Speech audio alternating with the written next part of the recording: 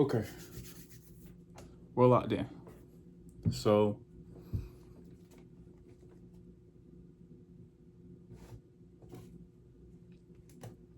I'm gonna try my best to be consistent with this. This is gonna be a new series that I'm gonna call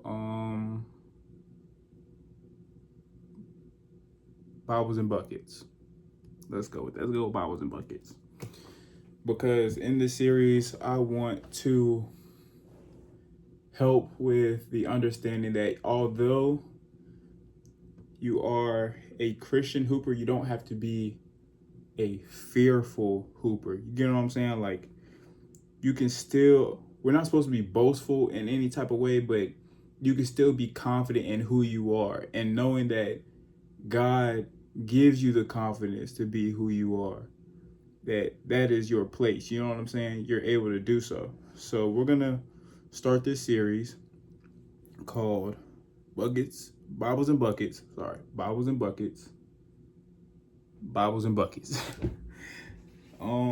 But here's what I have so far. This is going to be day 1. And as I learn, I'm going to tell y'all. So we're going to focus right now on confidence. Whenever you're playing, whenever you're on the court, no matter if it's practice, during your workouts, during the game, you have to play with confidence. And I'm going to begin with the scripture. The scripture I'm going to begin with is Philippians 1, verse 6. Being confident of this very thing, that he who has began a good work in you will complete it until the day of Jesus Christ. So basically, in this, the Apostle Paul, he's emphasizing that God has started a good work in us. You know what I'm saying? We're all talented in our own ways. We all have our own ways and our own, how can I say this? I'm really just trying to find the words. We're all built differently. Some people can shoot. Some people can pass. Some people just dribble really well. Some people are really fast. Some people are really athletic.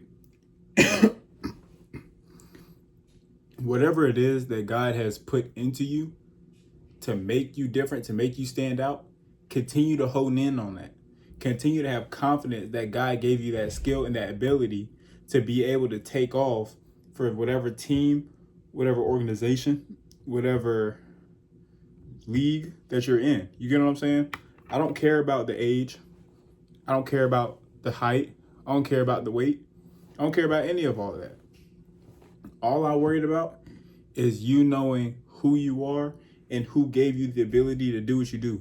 Yes, you can practice and you can train to get the skills of other things. If you're a naturally born shooter and you can dribble worth a lick, you can train to learn how to dribble. If you can dunk, you just have raw athleticism, but you can't pass for nothing. Your job is just in the transition, run, catch, dunk. You can learn how to pass. You can learn how to dribble. You can learn how to shoot. You can learn how to read the floor. You can learn how to play defense. Everything else is learnable. But everybody has one thing that they're really good at. And that's just natural because God gave you that. So don't think that because you're not good at something else, don't compare what somebody else is good at versus what you're not as good at.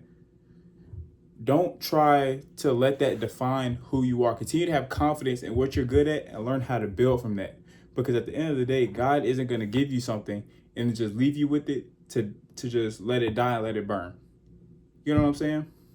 Yes, it's going to be hard. Yes, you're going to have failures. But God is still going to be with you so that way he can see you succeed. And that is where it says right here, again, be confident of this very thing, that he who has begun a good work in you will complete it until the day of Jesus Christ. Whatever he starts, he will finish. And you should do the same thing. So another point that I want to make in terms of being confident, and like I was saying before, you may not be as good at one thing as somebody else. But don't be discouraged that you're underperforming. You know what I'm saying? Don't be discouraged that you're not good at it in the moment. You didn't come out the womb knowing how to walk. You didn't come out the womb knowing how to talk. Those are things that you had to be taught over time. Your parents taught you those things. So just as your parents had to teach you how to walk and talk, you have to continue to put in the work and allow God to build you up to be able to do all the other things that's on the court. God doesn't give you any unbearable struggles. There's nothing in this world that you're going to go through that you can't get past. That's all I have to say. Now, I'm not going to get too deep into it because, yes, you could argue that point with a whole bunch of different negative things, but you know what we're talking. We're talking about basketball. You're not going to be great until you fail sometimes. All the greats have failed at one point in time. All the greats have lost at one point in time. They all had to get better at something else at one point in time. Excuse me.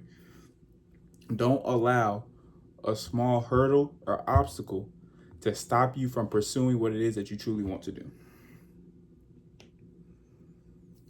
And simply, my last point, just put in the work. Take the time, put in the work, keep stacking days, and your time will come. If you truly love basketball with a passion, and you truly love God, and you truly believe that God put you on this earth to play basketball, keep working every day. It doesn't matter if you're just putting up form shots, you're just putting up, you're doing mic and drills where you're just laying the ball, you're doing a little ball handling. Shoot, even if you're just running, getting conditioned. It's a lot of people who aren't conditioned, bro. Just take your time, stack your days, and your time will come as long as you stay consistent. And if you need points of reference to know where to pray for self-discipline, setting meaningful goals, self-love. Self-love is big because nobody, when it comes to the sport of basketball, only your best friends are necessarily going to be like, you know what, you are trash, but you can get better. Everybody else is going to say, you're trash, you're done. You get what I'm saying? So self-love, bro. If you don't love it for yourself, nobody else is going to be here for you. Pray for wisdom, strength. Ask God to guide your steps leading forward. Ask God to bless you with courage, confidence, and commitment. That's all I have to say. This is day 1 of Bibles and Buckets. I'll see you on day 2.